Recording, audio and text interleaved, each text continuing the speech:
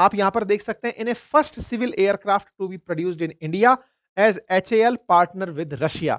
रूस के साथ मिलकर के भारत, एचएएल हमारी तरफ से हिंदुस्तान एरोनॉटिक्स लिमिटेड और रूस की कंपनी यूएसी के साथ मिलकर के एक जॉइंट वेंचर होने जा रहा है।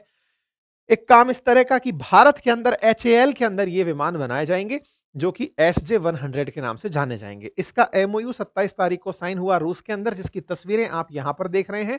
तो भारत का सिविल एविएशन के अंदर ये उड़ान कहीं आने वाले समय में अमेरिका के लिए नाराजगी का कारण ना बन जाए, ये जानते हुए भी भारत सिविल कम्यूटर, कंप्यूटर नहीं है, सामान्य लोगों को लेकर घूमने वाला कम्यूटर, ले जाने वाला यात्री विमान बनाने के लिए भारत में तैयार हो गया है और इसके लिए एक एमओयू साइन हो गया है। ये 28 तारीख को मॉस्को के अंदर साइन हुआ, जिसमें कि रूस की कंपनी पीजेएससी यूएसी, उसकी तरफ से ओलेग बोगोमोलोव और भारत की तरफ से एचएएल के हेड जो थे, उन दोनों इसके अंदर शामिल हुए। प्रभात रंजन के द्वारा इसको साइन किया गया। ये 27 तारीख के दिन हुआ साइन है, 28 तारीख के दिन एचएएल द्वारा पब्लिक किया गया। और इससे पहले एक बात ये याद दिलाई गई कि भारत ने ऐसा प्रयास एक बार किया था, जब 1961 से 88 के बीच में भारत ने एवरो HS-78 748 नामक हमारा यात्री विमान बनाने का प्रयास किया था। 1961 से 1988 के बीच में किया गया था। ये भारत में बन रहा था, 1988 तक ये प्रयास चला, लेकिन ये प्रयास सफल नहीं हुआ। अब जाकर के फाइनली एचएएल इस विमान को बनाने के लिए तैयार हो रहा है। तो हिंदुस्तान एरोनॉटिक्स लिमिटेड को इस पूरे काम में मदद कौन करेगा? तो आंसर है रूस मदद करेगा। रूस क्या विमान बनाता है क्या? क्या रूस से बने हुए हमारे पास यात्री विमान हैं क्या? तो जवाब समझिए। भारत रूस से बने हुए मिग लेता है, सुखोई लेता है, लेकिन हमारे पास में यात्री विमान नहीं है। रूस खुद भी यात्री विमान पहले तक नहीं बनाया करता था, लेकिन जब अमेरिकी कंपनियों का या यूरोपियन कंपनियों का प्रभाव बढ़ने लगा और रूस पर सैंक्शन लगाने के नाम पर वो देश से भाग गए, उन लोगों ने सर्विसेज देना बंद कर दिया कि बोइंग ने या फिर एयरबस ने कि हम तुम्हें सर्विसेज नहीं देंगे। तो आपदा में अवसर बनाने का काम रूस के वैज्ञानिकों ने हमेशा से किया है और उन्होंने तमाम अमेरिकी ब्रांड्स का या यूरोपियन ब्रांड्स का अल्टरनेट बनाया है।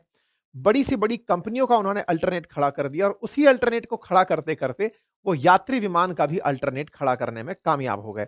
और यही यात्री विमान जिसका नाम है SJ-100, ये रूस ने उस समय बनाया जब वो प्रतिबंधों से जूझ रहा था।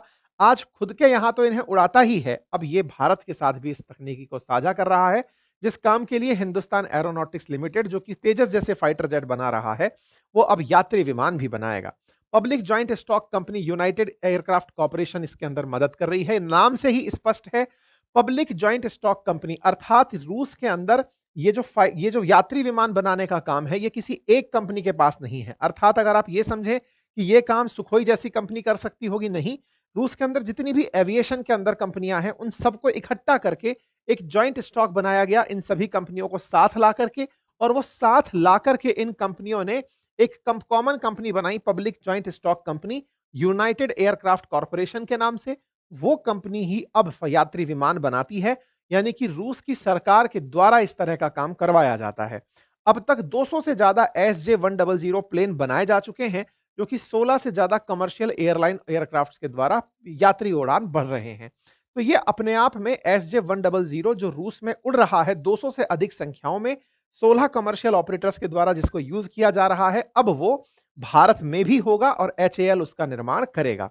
ये रूस का वो स्थिति है जब ये यूएसएसआर हुआ करता था, लेकिन यूएसएसआर की साम्यवादी नीतियों के चलते इस पर कई बार बैन और एम्बार्गो लगते रहे, प्रतिबंध लगते रहे, जिसके चलते बहुत सी अमेरिकी तकनीकी कंपनियां, फाइनेंस कंपनियां, ऑयल एनर्जी कंपनियां सोवियत रूस को छोड़कर अपने अपनी जगह पर भागी। तमाम ब्रांड्स भागे, उनके स्थान पर इन लोगों ने अपने अल्टरनेट बनाने शुरू किए। फिर चाहे स्टारबक्स की जगह स्टार कॉफी हो, तमाम चीजें रशिया वालों ने अपनी लोकल प्रोड्यूस करने लगी। और उनका सबसे हाल ही में जो जबरदस्त उदाहरण है वो है इनकी ऑरुस नाम से एक कार, जिसको आजकल पुतिन यूज करते हैं। बहुत सेफ और सिक्योर्ड कार है, ये लेकर के अभी नॉर्थ कोरिया गए थे, उनको गिफ्ट करके आए थे।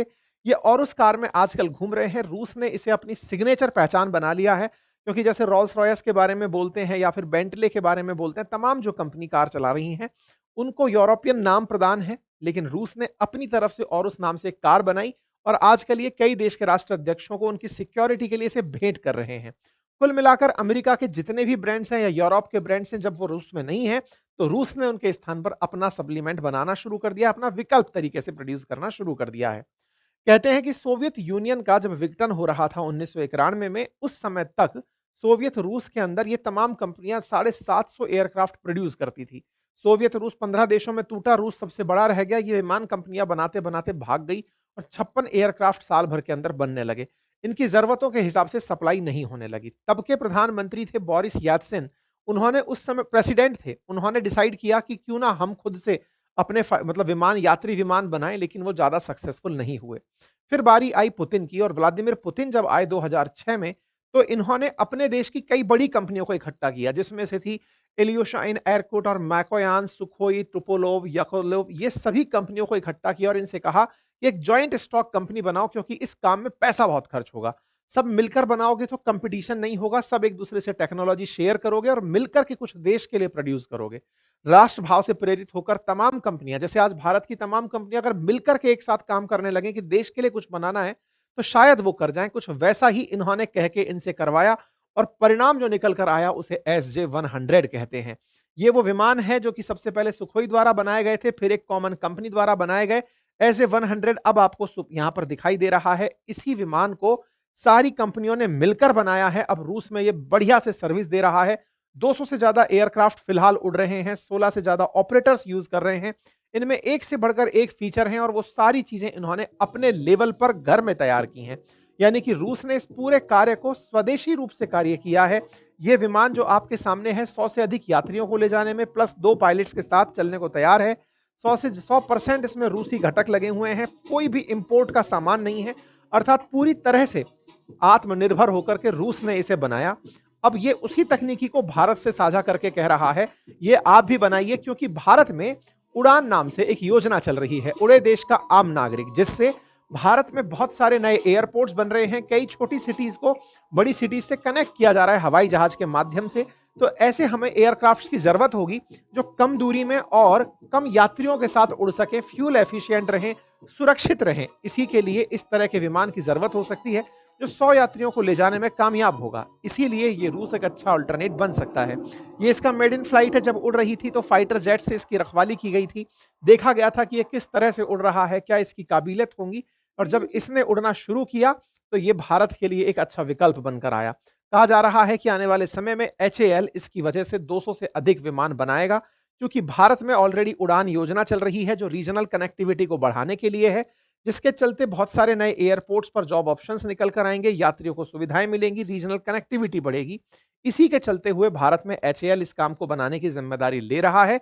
SJ-100 आने वाले समय में देश के लिए एक बड़ा गेम चेंजर शामिल शामिल हो, मतलब वो दिखाई दे सकता है। हालांकि फिलहाल इसके बारे में कोई भी जानकारी बाहर नहीं आई है, लेकिन कहा जा रहा है कि ये मात्र 150 से 200 करोड़ रुपए के अंदर पड़ जाएगा, यानी 150-200 करोड़ रुपए की सिंगल यूनिट हमको मिल जाएगी। कहा जा रहा है कि प्रति यूनिट जो है वो रूस के द्वारा हमें दी जाएगी। डिजाइन, इंजीनियरिंग, असेंबली के साथ साथ टेक्नोलॉजी ट्रांसफर की भी बातें निकल कर आ रही हैं। कहा जा रहा है कि भारत में ये 10 साल के अंदर 200 से ज्यादा SJ-100 मिलकर आएंगे, जो भारत के अंदर जो उड़ान योजना चल रही है उसको फैसिलिटेट करेंगे, ताकि भारत के जो आम नागरिक को उड़ाने का जो भारत सरकार का विजन है कि आने वाले समय में जैसे एयरपोर्ट्स की संख्या बढ़कर के लगभग 2 गुना हो चुकी है। आप यहां पर नंबर देखें तो 74 एयरपोर्ट थे 2014 में, आज वो 163 हैं। बहुत से छोटे शहर एयरक्राफ्ट से कनेक्ट हो सकते हैं, उनको लेकर के बातें चल रही हैं। 2040 तक जो पैसेंजर ट्रैफिक है वो 6 गुना बढ़ने की उम्मीद की जाती है कि 1.1 बिलियन पैसेंजर भारत के अंदर उड़ने लगेगा। उसके लिए हमें विमानों की जरूरत पड़ेगी। यही सब सोच करके भारत के अंदर काम चल रहा है।